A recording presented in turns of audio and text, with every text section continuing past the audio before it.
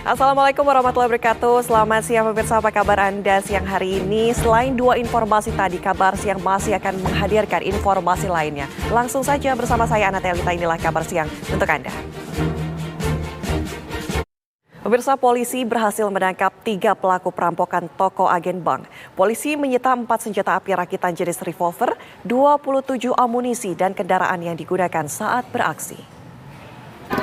Nasib naas dialami seorang pengendara motor di Kota Tangerang, Banten. Diduga gagal menyalip kendaraan di depannya. Korban jatuh dan terlindas truk. Pemirsa, tetap berhati-hati dan waspadalah jika berkendara melintas di perlintasan kereta api tanpa palang pintu. Pemirsa, kecelakaan maut yang melibatkan kendaraan pejabat kembali terjadi. Dan kali ini mobil yang ditumpangi Bupati Kuningan menabrak 3 warga. 2 orang meninggal dunia dan 1 lainnya luka-luka. Pasca kecelakaan maut yang menewaskan pasangan suami istri di Jalan Raya Sindang Agung, Kabupaten. Dan pemirsa, polisi kembali melakukan olah tempat kejadian perkara kecelakaan maut yang melibatkan mobil Bupati Kuningan Aceh Purnama. Seperti apa kemudian jalannya olah TKP? Kita sudah terhubung dengan Ervan Septiawan. Selamat siang Ervan, apakah olah tempat kejadian perkara saat ini sudah dimulai? Septiawan. Dan informasi lainnya pemirsa, polisi ini berhasil meringkus Mbah Slamet Tohari tersangka dukun pengganda uang yang membunuh 10 korbannya sesaat lagi. Polisi berhasil meringkus Mbah Slamet Tohari tersangka dukun pengganda uang yang membunuh 10 korbannya. Tersangka menunjukkan gundukan tanah tempat mayat korbannya dikubur. Polisi juga menemukan tulang belulang dan bagian tubuh. Polisi terus melakukan pendalaman dan pengembangan guna mencari adanya kemungkinan korban lain dalam kasus dukun pengganda uang. Informasi terbaru pemirsa akan disampaikan oleh Budi Zulkifli. Selamat siang, Budi. Bagaimana pengembangan dari pihak kepolisian? Adakah temuan korban baru? Ini laporan langsung Budi Zulkifli. Terima kasih, selamat. Dan pemirsa, membludaknya warga yang hendak mendapatkan pengobatan alternatif Ida Dayak di Cilodong kembali. Pemirsa, sosok Ma Ida Dayak kini mendadak dicari sejumlah warga karena diyakini bisa mengobati dengan cara alternatif yang cepat dan gratis. Kerap berpakaian menggunakan baju adat suku Dayak saat pengobatan membuat dirinya semakin menonjol dan dikenal masyarakat. Lantas siapa sebenarnya Ida Dayak? Berikut informasinya. Pemirsa, sejumlah warga masih menunggu di lokasi yang awalnya akan menjadi tempat praktik pengobatan alternatif Ida Dayak di Depok, Jawa Barat. Lantas bagaimana situasinya? Sudah ada rekan kami, Meli Kasna di Depok, Jawa Barat. Selamat siang Meli, bagaimana kondisi saat ini, situasi di sana? Apakah masih ramai oleh masyarakat yang menanti pengobatan alternatif ini? Ya, Ana. Dan pemirsa, informasi lainnya tentu akan kami hadirkan usai jeda, diantaranya adalah sidang lanjutan perkara penganiayaan David Ozora. Ada masih di Kabar Siang pemirsa, sidang lanjutan perkara penganiayaan David Ozora. Informasi terbaru dari sidang lanjutan kasus penganiayaan David Ozora di Pengadilan Negeri Jakarta Selatan akan disampaikan oleh Adi Mulya. Selamat siang Adi, bagaimana persidangan hari ini? Apakah masih berlangsung tertutup? Selamat siang. Ya pemirsa, mantan pejabat pajak Rafael Alun Trisambodo resmi ditahan sebagai tersangka setelah menjalani pemeriksaan di Komisi Pemberantasan Korupsi atau KPK sejak Senin pagi. Dan pemirsa, berikut adalah daftar barang-barang Rafael Alun yang disita oleh KPK.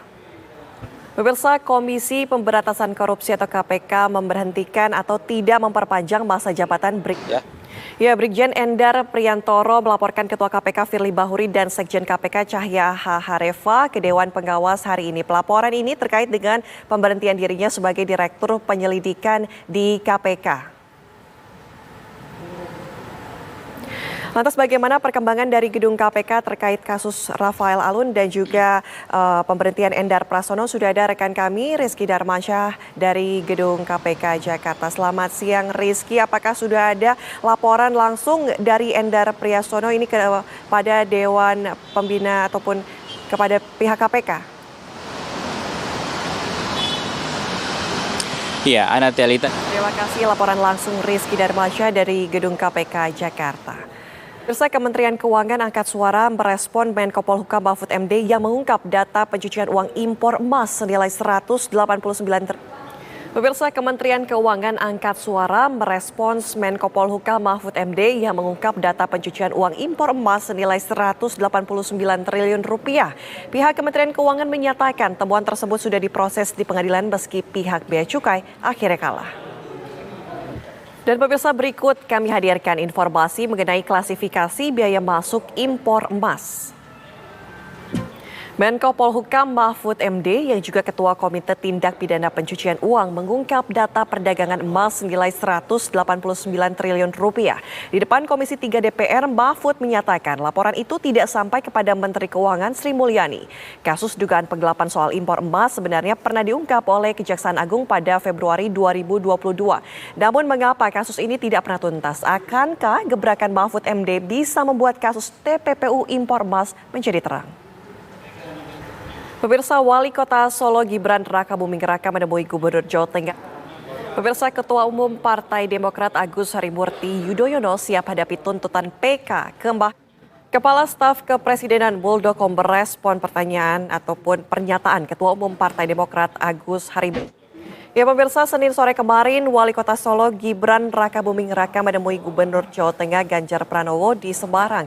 Dalam kesempatan ini Gibran meminta maaf pada gubernur atas sikapnya terkait persiapan Piala Dunia U20. Menteri Energi dan Sumber Daya Mineral Arifin Tasrif menonaktifkan 10 pejabat eselon Badan Pengawas Obat dan Makanan atau BPOM di Medan, Sumatera Utara.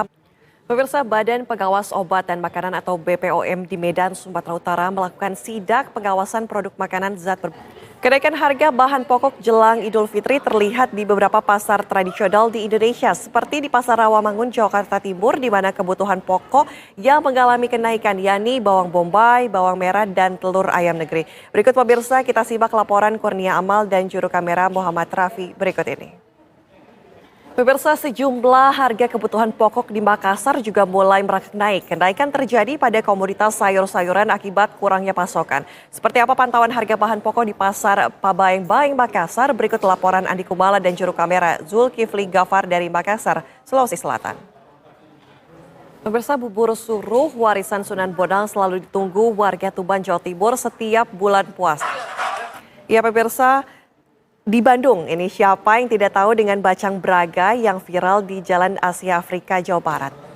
Setiap hari jutaan jemaah berbuka puasa di Masjidil Haram Mekah, Arab Saudi yang dilanjutkan sholat maghrib berjamaah. Setiap jemaah mendapatkan paket buka puasa yang terdiri dari kurma, roti hingga minuman. Seperti apa buka puasa di Masjidil Haram? Berikut liputan Hijul Akbar dan Junaidi Saifuddin.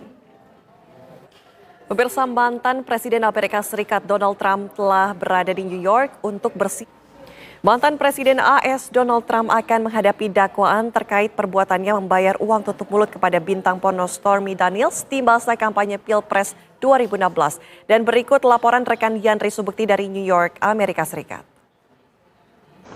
Informasi tadi sekaligus menutup jumpa kita di kabar siang hari ini. Saya Anatea Lita, pamit undur diri pemirsa, terima kasih. Sampai jumpa.